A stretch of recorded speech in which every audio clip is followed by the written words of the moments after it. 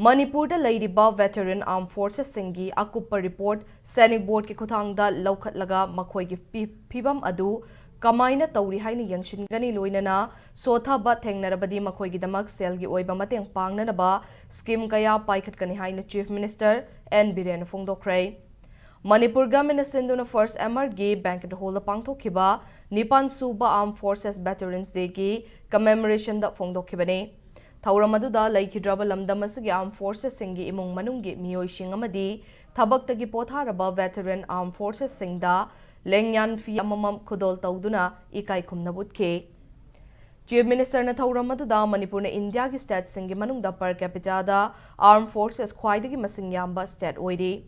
Manipur gi officer kayama Armed Forces ta yamna sophisticated oiba khulai sing handling tauri. India gi Marine asi haujikti US ki Marine faubaga changdamnaba yarabani haike. State government asina ex-servicemen gi damak thabak laubada chadamanga reserve tauri loinana MPSC na lauba exam da chahi manga fauba relaxation pide.